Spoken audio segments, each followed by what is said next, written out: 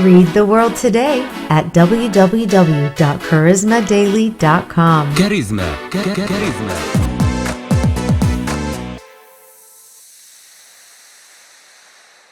Congressman Sherman has spoken on behalf of the Coptic communities in many different ways, locally and on the national level.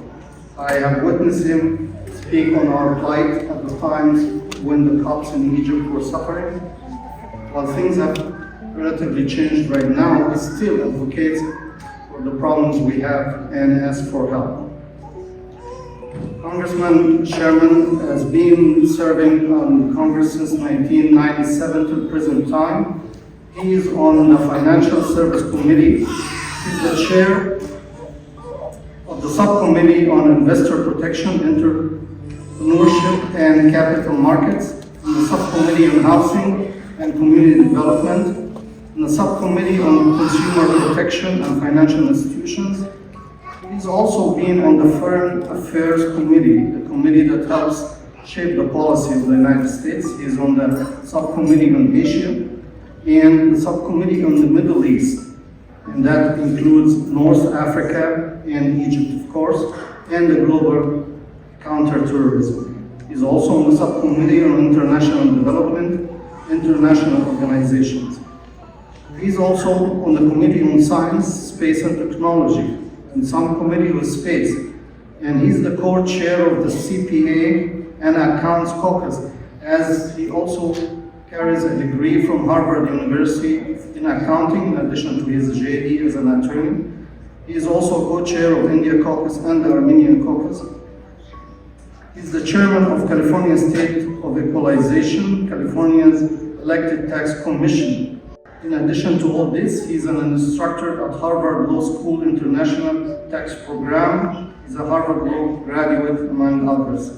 Indeed, a pleasure to welcome a distinguished person that's very influential in shaping the policy of the United States. Please help me welcome Congressman Brad Sherman.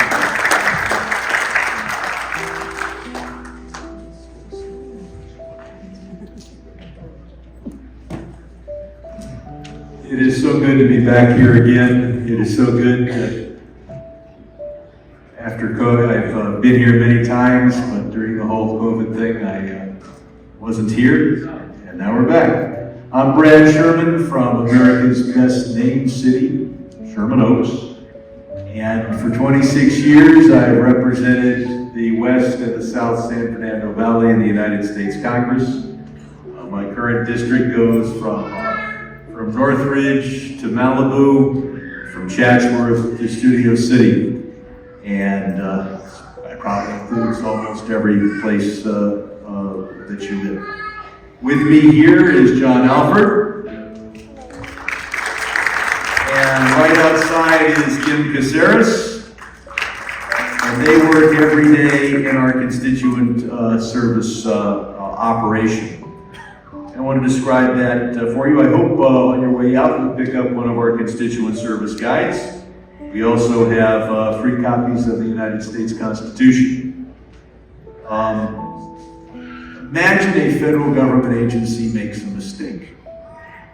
It could happen. Could be a Social Security check that isn't sent. Could be the IRS. Could be our embassy in Cairo, not providing a visa to a relative. You call John, he'll work very hard, he solves your problem, and then I, Brad Sherman, take the credit. It's an outstanding system. For that system to work, you most of all need our phone number. That's why I put it on the cone, and you can tell why I hand out cones. I want to thank Dr. Mahfouz for his introduction, and it's good to be with Rafat Salib, who is president of the Organization of Egyptian Americans. For 26 years, I've served on the Foreign Affairs Committee of the United States Congress, where I'm the second senior Democrat, and I've been using that position to work for the Coptic community. Recently, I've been pushing to make sure that America makes it clear to Ethiopia that they cannot prevent an adequate amount of water in the Nile. They have built dams, but they cannot strangle or impair agriculture in Egypt. But for a long, long time, I've been fighting for religious freedom in Egypt. Among the legislative actions I've taken is to co-sponsor the Supporting Coptic Christians in Egypt Act, the Concern for Coptic Christians in Egypt Act, and the Coptic Churches Accountability Act. And I'll review some of that with you. But I'm particularly proud to have received the Champion Award from the group In Defense of Christians, which is the largest organization in Washington, D.C., fighting for the religious rights of Christians throughout the Middle East, whether they be in Egypt, Iraq, or Syria. Now, I was able to, with others, pressure our State Department to identify Hassim and Liwa al-Fawra as terrorist organizations, because both of these organizations have engaged in terrorism, chiefly against the Coptic community.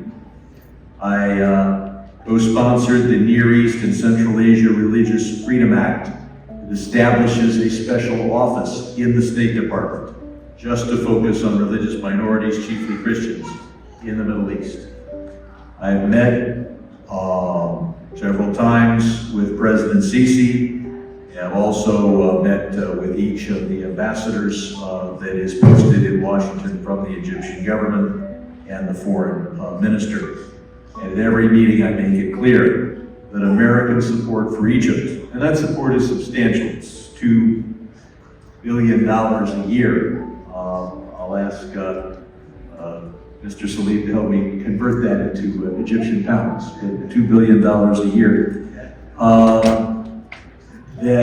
That support is contingent upon the fair treatment of the Coptic community. We have seen, unfortunately, that when the Coptic community seeks permits to repair or build churches, that only 20% have been granted, and the Egyptian government has closed 25 churches since 2016. And that is the focus of our bill, the Coptic Churches Accountability Act, forcing the State Department to concentrate on that issue. I was particularly troubled to see the recent situation where a child was abandoned in 2018 at a Coptic church, a baby. And a couple stepped forward from that church and adopted that baby. And then 4 years later, the government comes in and takes the child and says, oh, we think it's a Muslim child. We know that the parents abandoned the child, perhaps the father abandoned the mother, and the mother abandoned the child. In any case, that child was found at a Coptic church. To take away a baby from the only parents it's ever known is outrageous. I could go on for a long time. My staff has written me a very long speech, but I think I've gotten the point across. But now I get to make a special presentation to the church. One of the neat things that I get to do as a member of Congress is to get a flag that flew over the Capitol in Washington, D.C., and give it to an organization that is of outstanding service to us here in the San Fernando Valley. And Father Bishoy,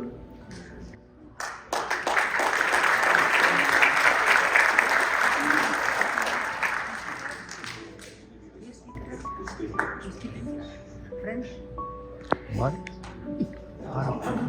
Father, This is a house of faith. But even in a house of faith, there can be a doubting Thomas. Someone without faith, someone who wonders how we can be sure that this flag really flew over America's capital in Washington, D.C. People here have seen me at Target.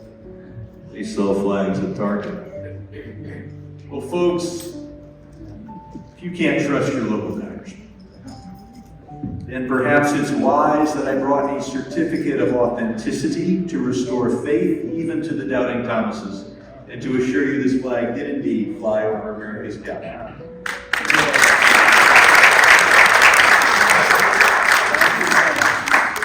Thank you for all you do for the San Fernando Valley of the United States.